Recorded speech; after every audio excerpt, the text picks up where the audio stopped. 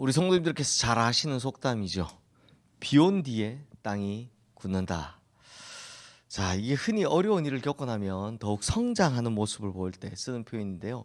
자, 이것이 사랑에도 이 법칙이 적용될까요? 성도님들, 어제 우리가 본 것처럼 술람미 여인에게서 이제 솔로몬 왕을 향한 사랑이 식어버리는 굉장한 위기를 맞이하게 되었죠.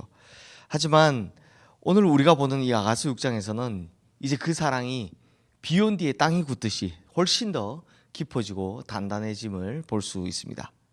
자, 떠나버렸습니다, 남편이. 그래서 이제 이 여인이 뜨겁게 사랑하는 마음을 회복해서 다시 이 왕을 찾아 나서는 겁니다. 그리고 결국 이제 만나게 되는데요. 오늘 본문 2절 말씀 우리 함께 읽겠습니다. 내 사랑하는 자가 다기 동산으로 내려가 향기로운 꽃밭에 이르러 동산 가운데서 양떼를 먹이며 백합화를 꺾는구나. 자, 드디어 이 자기 동산으로 돌아간 왕을 이 여인이 발견했다는 겁니다. 어제 우리가 마지막에 봤듯이 막 찾았는데 오히려 사람들이 그를 때리고 옷을 뺏어가고 하는 모습을 보았죠. 그러니까 왕은 사실 알고 보니까 뭐 하고 있더라? 원래 있던 자리에 있더라. 그냥 늘 자기가 있던 곳에서 자기가 하던 일을 하고 있었다라는 겁니다. 자, 이게 나중에 중요하니까요, 잘 기억해 두십시오. 자, 그러자 이 여인이 다시는 이 사람을 놓치지 않겠다라고 하며 고백을 하는데요. 그런데 이 여인의 고백이 이전과 비교해서 더 깊이 있어졌고 확실히 달라져 있음을 볼 수 있습니다. 우리 3절 말씀 함께 읽겠습니다. 나는 내 사랑하는 자에게 속하였고 내 사랑하는 자는 내게 속하였으며 그가 백합화 가운데서 그 양떼를 먹이는도다. 자, 성도님들, 이 고백이요, 아가서 전체에서 굉장히 중요한 분기점이 되는 고백입니다. 왜냐하면 이게 비슷하지만 전혀 다른 고백을 2장에서 했기 때문입니다. 그러니까 우리가 1, 2, 3, 4장 봤지만 막 서로 막 사랑하고 이 모습 봤다가 드디어 5장에서 위기가 왔죠. 그리고 6장에서 이 고백을 하기 때문입니다. 자, 그러면 2장에서와 지금의 고백이 뭐가 차이가 나는지 먼저 지금 화면에 뜬 2장 16절 말씀 한번 보십시오. 여기에는 이렇게 고백을 했습니다. 이 여인이 내 사랑하는 자는 내게 속하였고 나는 그에게 속하였도다. 그가 백합화 가운데서 양떼를 먹이는구나. 자, 성도님들, 아가서 2장 16절과 아가서 6장 3절과 결정적인 차이가 뭔지 아시겠습니까? 순서가 바뀌어 있습니다.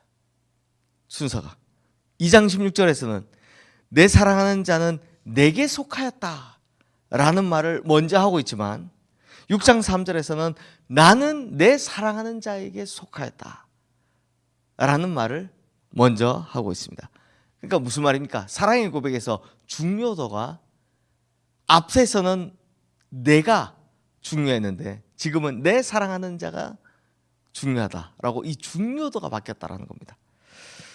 이게 무슨 말입니까? 무슨 말이냐 하면 쉽게 설명드리자면 이전까지 이 여인은요, 그 사랑을, 그 남편을 자기가 소유하는 것으로 생각을 했습니다.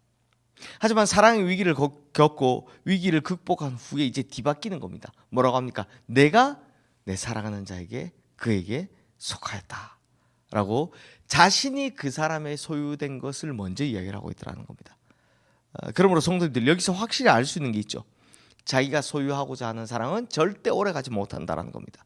이 여인 역시 결혼이라는 이 합법적인 관계를 딱 맺고 나니까 남자를 자기가 소유했다라고 여긴 겁니다. 하지만 흔히들 말하듯이 이미 잡은 물고기라고 생각하니 사랑이 식어버리죠.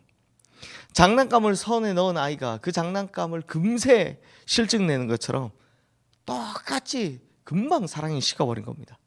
하지만 이 큰 위기를 겪고 난 후에 이 여인이 다시 깨달은 겁니다. 사랑은 내가 소유하는 것이 아니라고요. 오히려 내가 그 사랑 안에 속한 것이라고요. 자, 이 의미를 기억하시면서 다시 한번 3절 말씀 읽어보겠습니다. 나는 내 사랑하는 자에게 속하였고 내 사랑하는 자는 내게 속하였으며 그가 백합화 가운데서 그 양떼를 먹이는도다. 자, 성도님들, 제가 아가서 계속 이야기하고 있는 게 뭡니까? 아가서의 왕은 하나님을, 그리고 이 여인은 하나님의 백성을 상징하는 거다라고 하죠.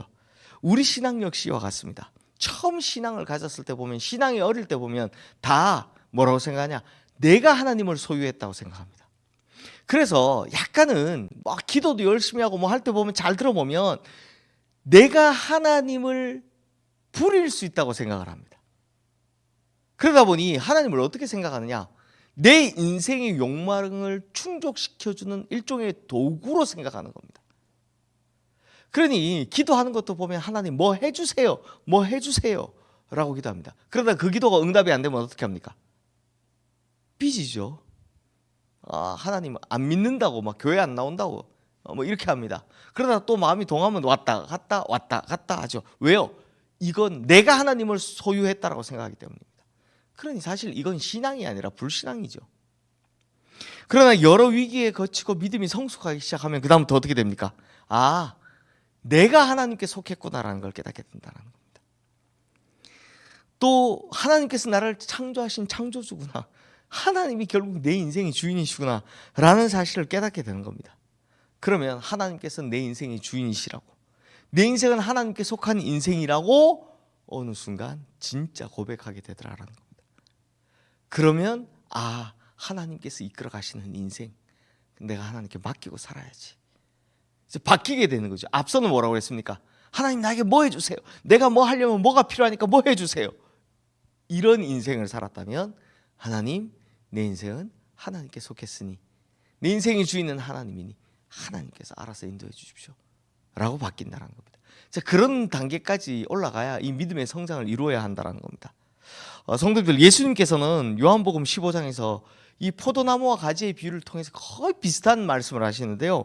뭐라고 하십니까? 그가 내 안에, 내가 그 안에 있어야 많은 열매를 맺게 될 것이다.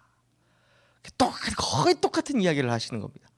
즉 우리는 하나님 안에 속해 있을 때 그때 행복한 자가 될 수 있습니다.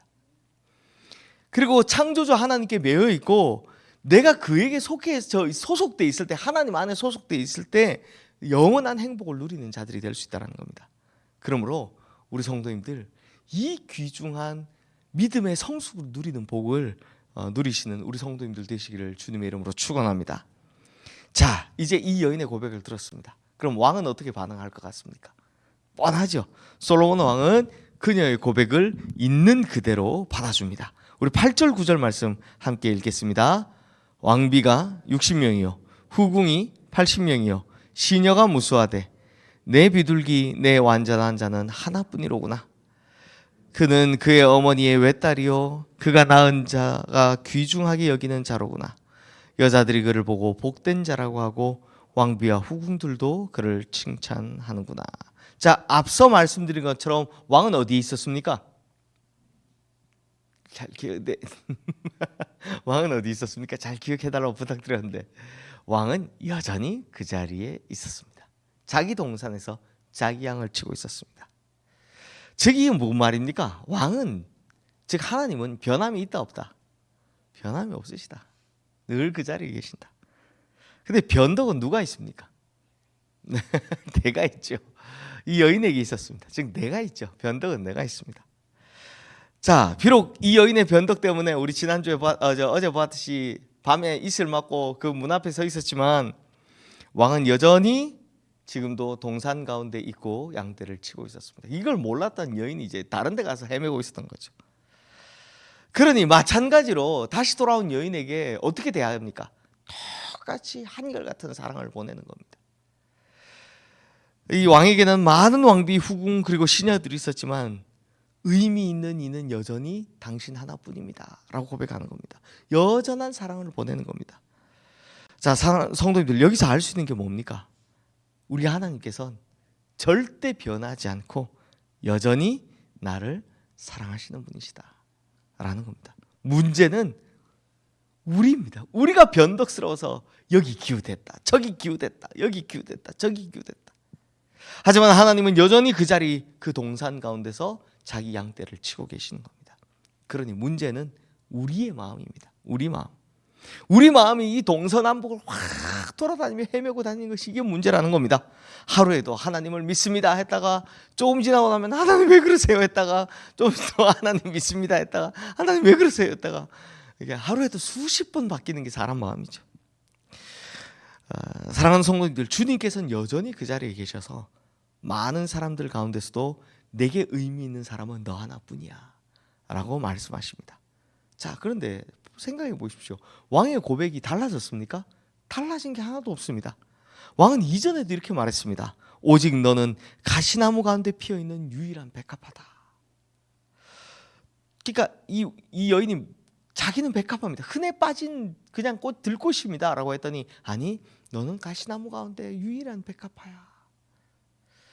여기서도 똑같이 뭐라고 이야기합니까? 여전히 나에게 의미 있는 이는 너 하나뿐이야 라고 왕은 여전히 똑같이 고백하고 있더라라는 겁니다.